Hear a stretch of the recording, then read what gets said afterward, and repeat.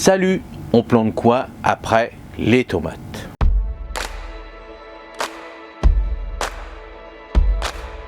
Je vais vous montrer ce qu'on va planter après nos tomates. Cette année, une magnifique récolte de fruits en abondance. Je vous ai montré comment les conserver.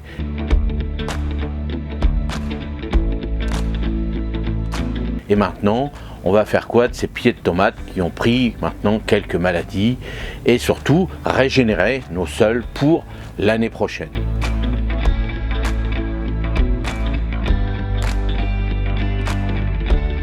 Première petite astuce pour régénérer nos sols. Il va falloir apporter de l'azote parce que les légumes fruits sont très gourmands. Donc c'est vrai qu'en règle générale, on met beaucoup de compost, beaucoup de fumier avant ces plantations, mais maintenant, ils ont vraiment épuisé nos sols. Comment on peut régénérer naturellement nos sols?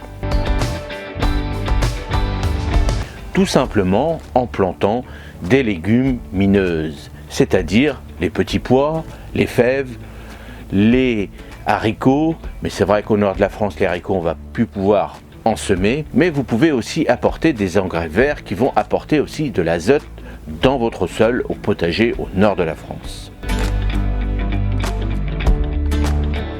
Alors moi, ce que je fais, pour une partie de ma culture des tomates, je vais les enlever et comme l'année dernière je vous ai montré, je sème des petits pois que j'avais récupérés en graines en grosse quantité, donc je sème. Si je récupère des petits pois, tant mieux, sinon ils vont quand même aller fixer l'azote et redonner l'azote que je vais laisser dans le sol, c'est-à-dire qu'au moment où je vais commencer à pouvoir planter mes tomates, je vais tondre ces parties de petits pois.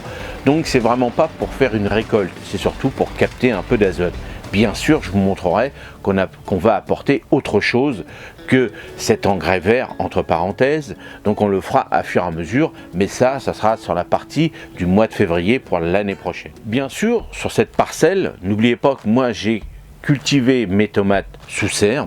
Vous, si c'est à l'extérieur, soit vous semez des petits pois ou une autre astuce, pour régénérer vos sols, là vous plantez rien, c'est-à-dire que là vous apportez du BRF, vous apportez votre tonte de pelouse, vous voyez, vous apportez vos composts, vos fumiers, et là vous bâchez l'ensemble une fois que vous avez apporté ça à votre sol, donc vous le mettez en surfaçage et vous bâchez et vous laissez ça tranquille jusqu'au mois de février, voire le mois de mars en fonction de vos régions. Nous au nord de la France, on commencera à soulever la bâche à partir de fin mars.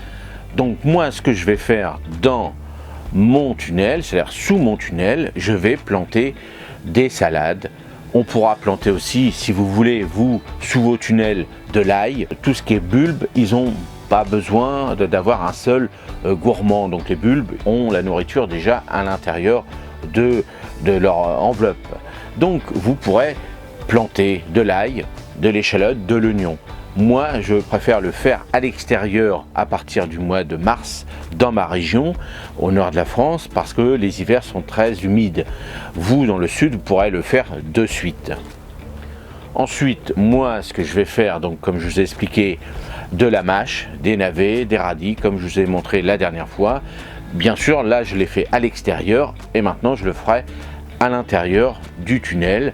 On ne sait jamais, si l'hiver est rude, je pourrais quand même récolter surtout de la mâche. C'est ma meilleure salade que je consomme en hiver. Donc, je vais vous montrer la semaine prochaine ce que je fais parce que cette année, vous voyez, j'ai encore quand même pas mal de tomates. Donc pour l'instant, moi je les laisse. Vous, si vraiment vos tomates sont vraiment commencent à pourrir, faites-le dès maintenant. Sinon, attendez comme moi, on n'est pas en retard, c'est pas grave. Vous pouvez commencer à semer en micro-motte vos mâches, vos salades, si vous voulez faire comme moi. Si vous voulez commencer vos oignons, tout ça, l'ail et autres, vous attendez. Pareil pour les petits pois, les fèves, vous pouvez les faire aussi en micro-motte. Et n'hésitez pas à aller voir cette vidéo qui est la continuité de travaux qu'il y a à réaliser cet hiver. Salut et à la semaine prochaine.